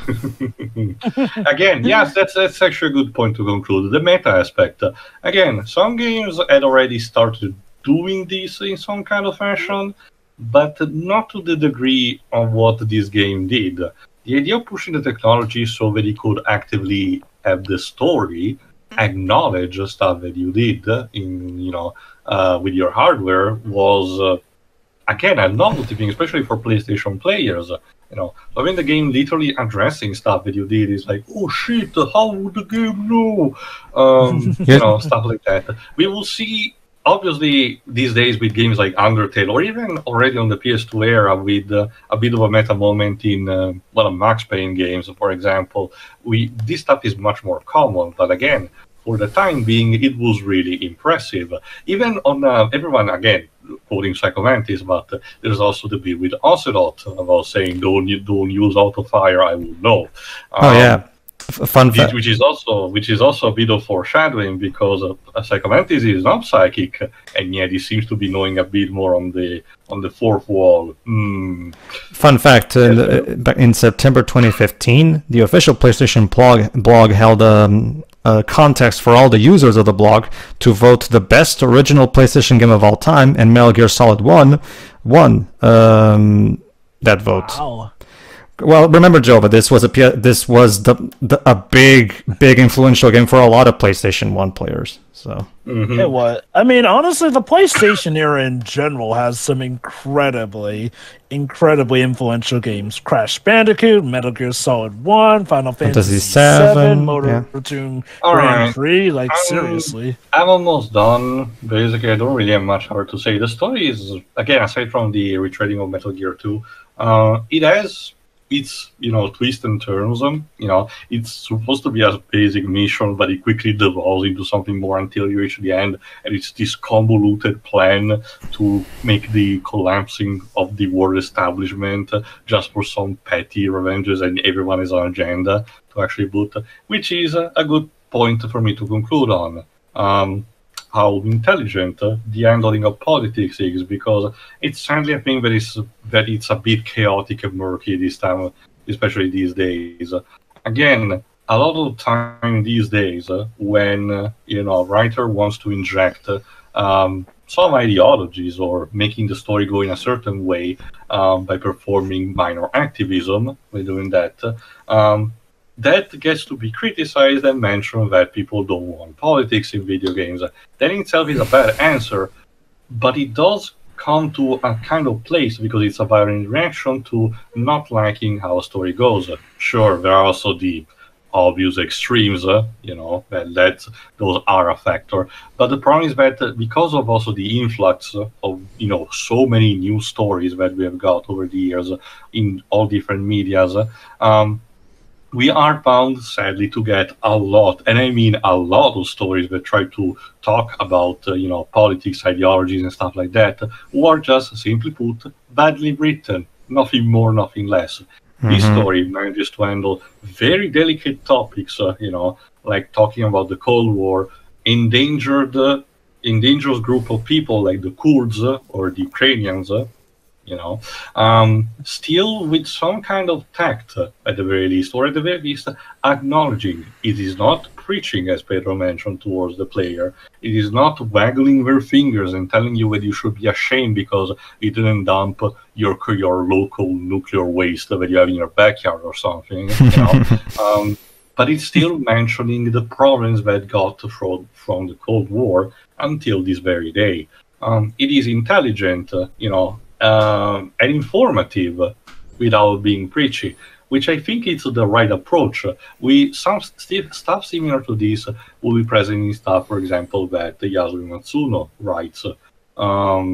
So there is a way to do these kind of things, and these days, sadly, many people want to be enthusiastic and push this kind of writing, but sadly a lot of times it doesn't work, and because of bad answers to that, the thing gets murky, and at the end of the day it spirals into also not getting more good stories. So I think a game like this is a good example of raising awareness of good examples that can stand out and showcase how it is done, simply put. But I think I rambled too much onto this, even if I probably still forgot something. So, great game in the end. Next. Jova.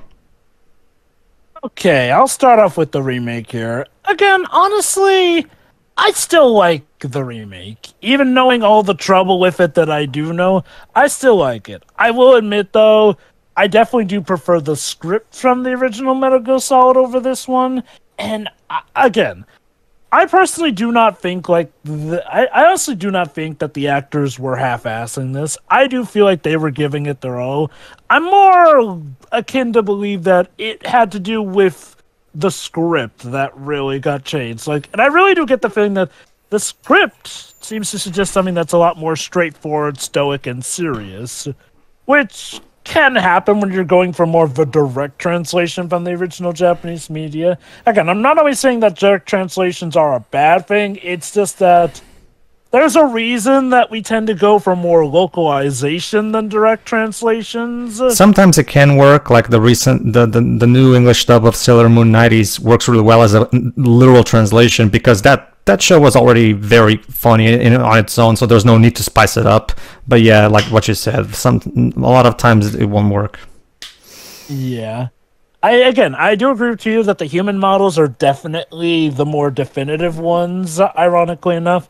The animal models... Okay, unlike, say, something like Lightning Returns, I can excuse those as something that are a product of their time. It never fucking ends. It never fucking ends. Well, it's kind of a poignant example. I know, but that's what frustrating. It never fucking ends. I can never get rid of that. It always comes back to haunt me. It's such a timeless example of how to screw up, because that is legit. An N64 dog put into a 7th gen game. Like, what the hell? But, yeah, no, I'm willing to give the wolf models a pass here. You know, well, the animal models in general in this game, like, honestly, when it comes to the looks of this game, I'm fine with it. When it comes to the voice acting, I'm overall fine with it. It's just about that, well, Metal Gear Solid 1's is just that superior. Again, I personally like to subscribe to the VR theory that this is sort of a VR replication being played for, again, you-know-who in Metal Gear Solid 2. So, I guess, to sum it up, I am overall fine with this remake. I have fun playing it. Like, yeah, sure, the gameplay is kind of broken, but I like to think of it as, like, you know, sort of like a God mode sort of game in that regard. Fair enough. And given how the only way to really play it nowadays is via emulation, I guess you could consider this like a glorified. Yeah, if you try to buy it on eBay, it goes for quite high prices nowadays. Yep. Yeah. Yeah, no, I'm overall fine with this remake. Could it have been better? Yes. Was it terrible? No. And I feel like it was a good enough addition to the franchise. However, speaking of being superior, Metal Gear Solid 1 itself.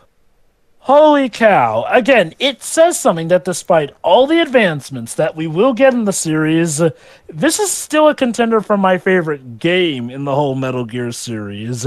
It strikes the perfect balance between gameplay, story, integration, characters, and whatnot.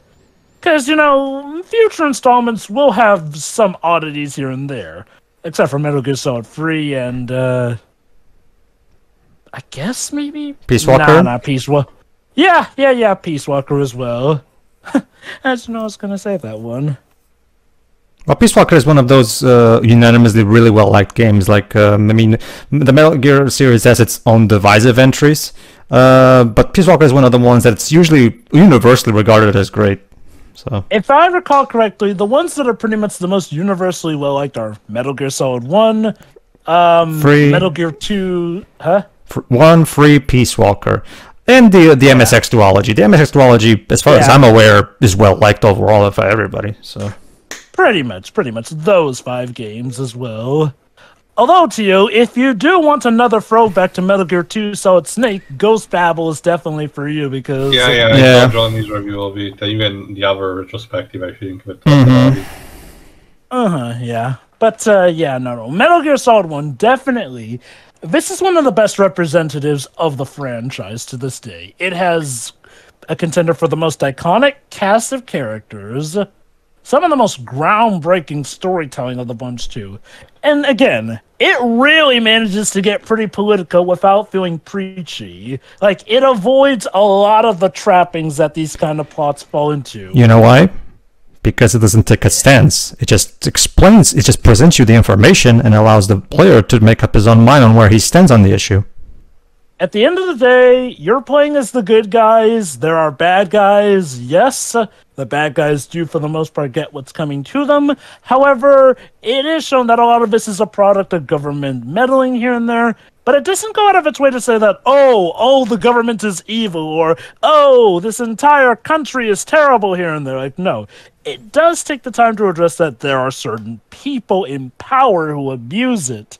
As opposed to just going for the easy willy-nilly, everyone in this particular group is evil. Like, look, unless you're writing like a story about the Nazis or something incredibly heinous like that, normally you might be going a bit stiff far, trying to generalize everyone as that. This game thankfully avoids that.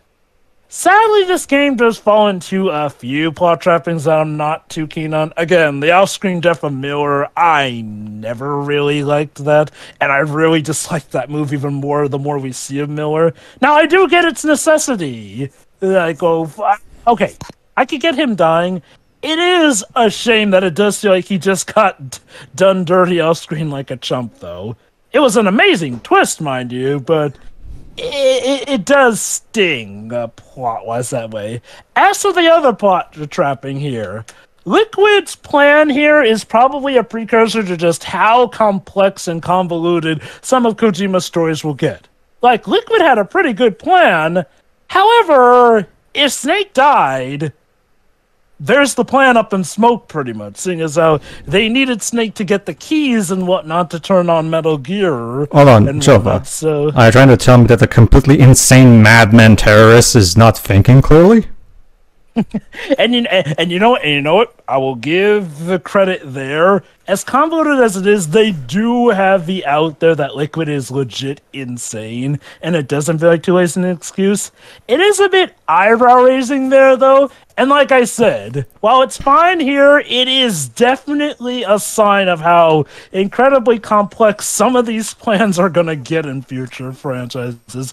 I still think to this day Metal Gear Solid 4 takes the cake in how complex plans can get, but that is way, way later down the line. We'll get to that. But yeah, speaking of the villains, though, our cast of villains. So, honestly, it has a very good rogues gallery. Each boss is nice and varied enough, character-wise and gameplay-wise. That is often what I like to see in, well, the typical rogues gallery of a Metal Gear Solid plot, essentially. And, no, the members of Foxhound here are pretty well varied. Revolver Ocelot is great and snarky, has his own motif with his gun here, which, I'll give him credit, he adapts well to the fact that he lost his trigger hand. Then we got Sniper Wolf, very tragic character in a very compelling fight. Vulcan Raven is not as deep, but he still does have some good character wit to him. He's not just your typical cartoony bad guy or whatnot. He has a gimmick to him, but overall he's fine. Psycho Mantis, quite possibly the big breakout character for so many reasons. Like, holy cow, you really do have to actually experience full hand what it is like experiencing that man. And even better, just to fit the immersion, imagine doing that actually back when this game first came out. Because holy crap. Any kid who probably didn't know better would think that the game is actually legit magic in that regard. And yes, he does know what you're playing as well. That's what happened to me back in 1999. So... Like, seriously, this game was amazingly ahead of its time, not just in the story writing, but the game mechanics used as well. Like, I can only imagine how tough this may have been for Kojima and company back in the day, given how I don't recall a lot of these features. Allow me to remind everybody that this game can massage your arm. Yes. Yeah, let's call it massage your arm. That is nice, actually. Yeah, that's Psycho Mantis. And of course, there's the man himself, Liquid. I would speak about Decoy Octopus, but we don't really get much from him, because, well... That's part of a twist. It is a good twist, though, but yeah. Yeah. Nonetheless, though, Liquid himself, holy cow, Liquid is pretty much a pile of daddy issues and British wit all in a trench coat, essentially. Like, holy cow. That's a melting pot of combo going on there. Yeah, like, the lengths this guy will go just to try and prove himself superior to Daddy, who's already dead. And he literally complains about Snake stealing his dominant genes. Again, my personal favorite exchange. You're just like Naomi. Well, I'm not like you. Like, holy cow. The absolute man-child. And this literally precedes him getting into a giant Metal Gear Rex that I'm sure is not about of him compensating for something. At least I would hope that's not what he's using to compensate, because if that's the case, Snake literally blows up his dick. It literally boils down to the fact that his brother got the bigger dick. That's why he's bad. And again, I love how petty he is, and he refuses to die. Yes. It literally takes Fox die finally catching up with him after Snake has beaten him 2 times in a row for him to finally give up the ghost. So help me God, Snake, I will beat you at something, goddammit. And like Tia said, well, definitely wasn't driving. But no. Liquid is a fantastic villain. He's he's in some ways the proper evolution going up from Big Boss. He is literally a descendant of Big Boss, trying to realize Big Boss's dreams just to try and prove that he could do it better than Big Boss, while also still trying to make Daddy Dearest proud in some way, shape, or form. Now, as for the heroes and whatnot, Meryl's fine. She's a bit of a rookie and does get into trouble, but it never feels obnoxious. Like, it feels genuine. And to give her credit, she does manage to accomplish stuff. Mind you, it is a bit of a shame that after the fork in the road of, whether or not you get the good or bad ending, she is not really in the plot much, sadly. So, yeah, bit of a shame on that. However, when she does come back, we do get confirmation that she never gave into the torturing, even though that is a bit off-screen.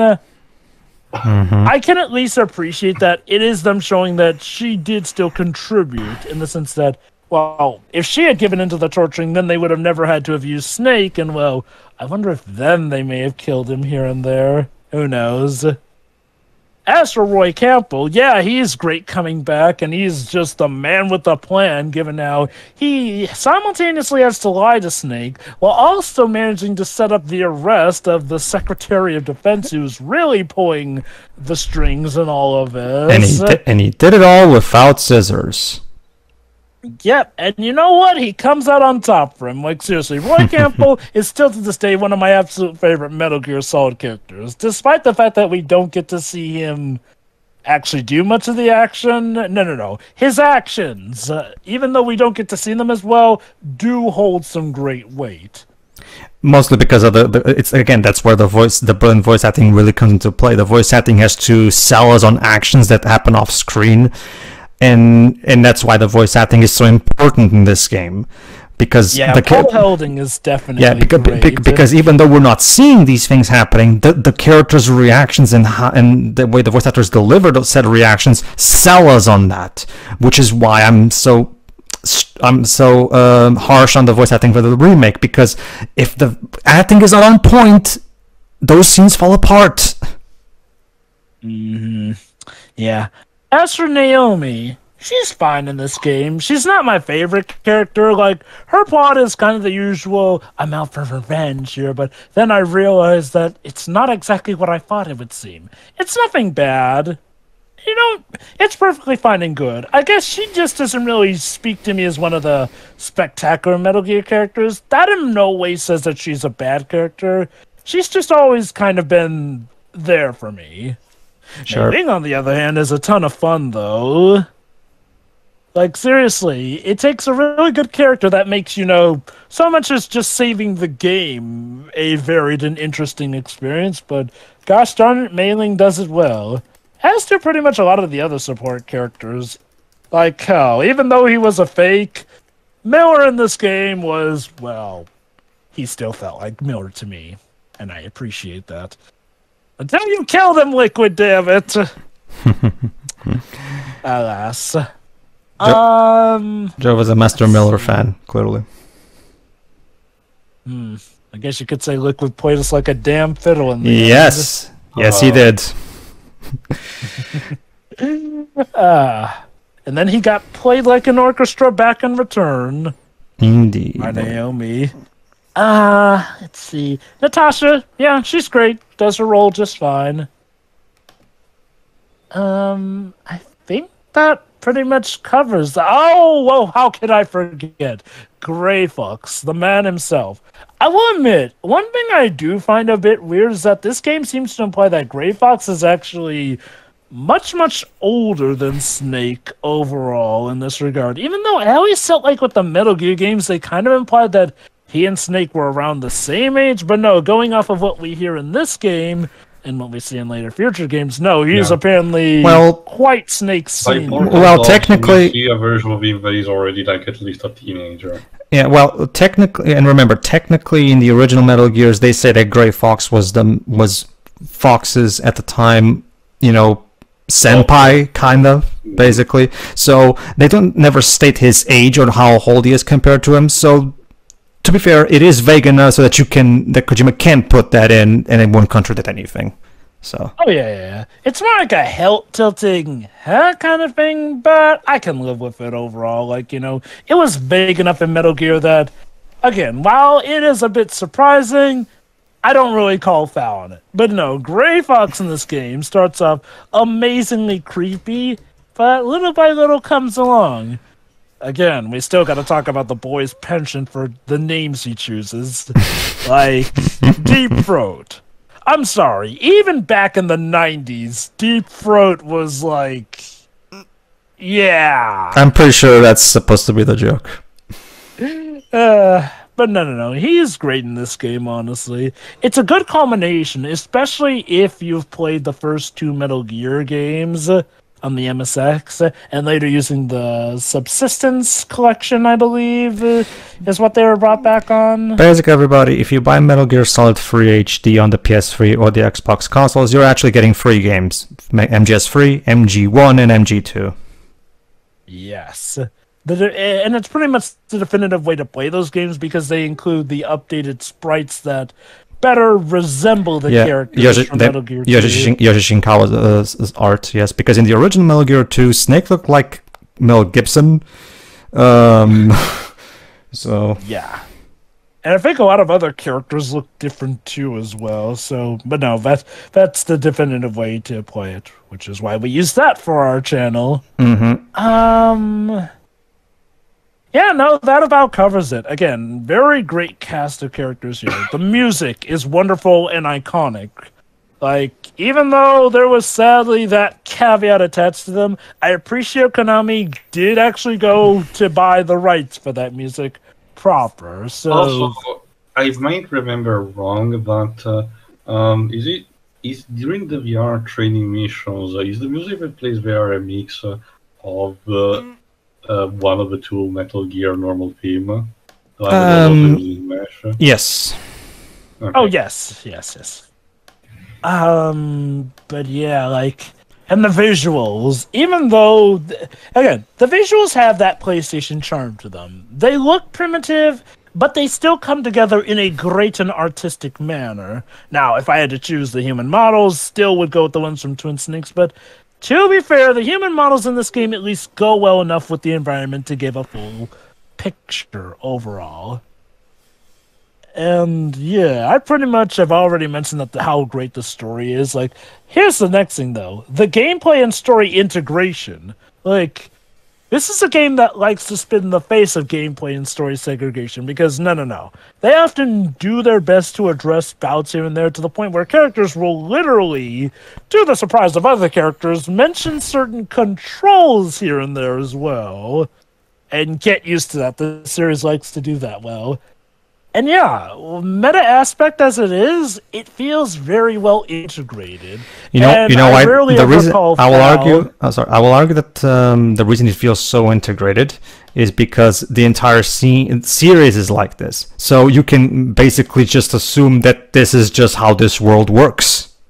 Pretty much, like, a lot of other series would have just dropped the more silly aspect of mentioning controllers in something that's supposed to be a more rough and serious sequel, but no. This franchise, for the most part, at least with the main line and the Well, okay, the spin-off game goes a bit different, but that one's a spin-off, so more okay. But now when it comes to the mainline games, they, for the most part, maintain this tone. Oh, sure. Even MGS5, which took a considerably more darker and serious tone in comparison, even that one still has cardboard boxes with anime girls in it. So there's still humor and meta stuff in that game. It's just Metal Gear Solid 5 literally has a guy questioning how to handle a moving cardboard box. Yeah. So it's one of those cases where so the sense of humor never really goes away, even in the darkest of the games.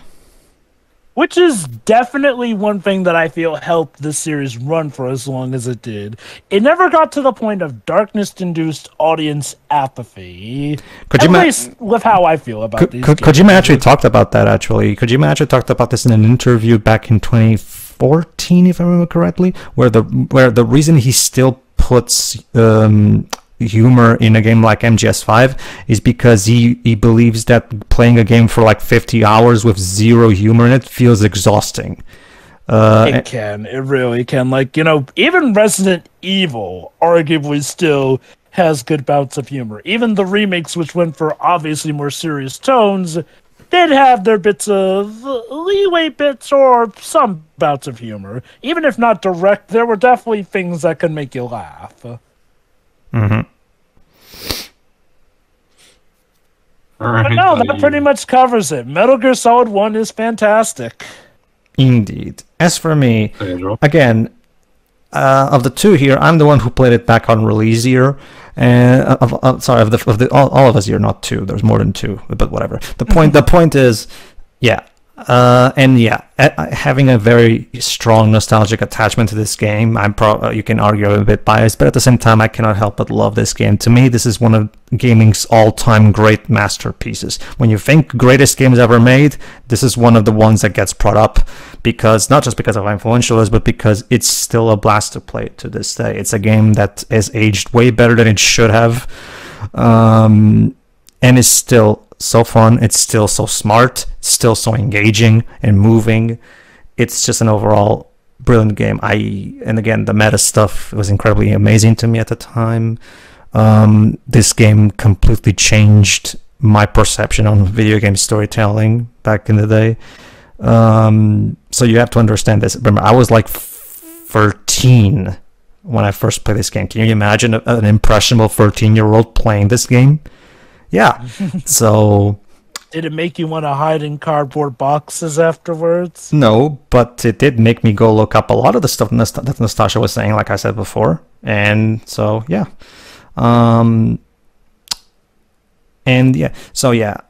have a tremendous love for this game as well as the whole series, and this game in particular is, of course, one in particular that's very dear and close to my heart, just because of because this game genuinely changed a lot of my views on things and everything. So this game literally changed my life. So I have such a tremendous love for it, and as the year goes by, my love for it only gets stronger. Again, this game inspired me immensely when I was 14, and it continues to inspire me to this very day. This is a game that is so high quality that it just goes beyond and really elevates itself into becoming one of these select few games that can truly be called a true work of art, a level that most other games can only dream to achieve. And that's Metal Gear Solid, everybody. I hope you enjoyed this as much as we did. Tune in for when we get into the game where Kojima decides to, let's just say that the next game is going to try something different for better or worse. Yes. Let's just say, everybody, Metal Gear Solid 2 is a game that to this day is still incredibly debated for a lot of interesting reasons. Tune in for Metal Gear Solid 2 when we get to that game. Yeah. Ta-ta.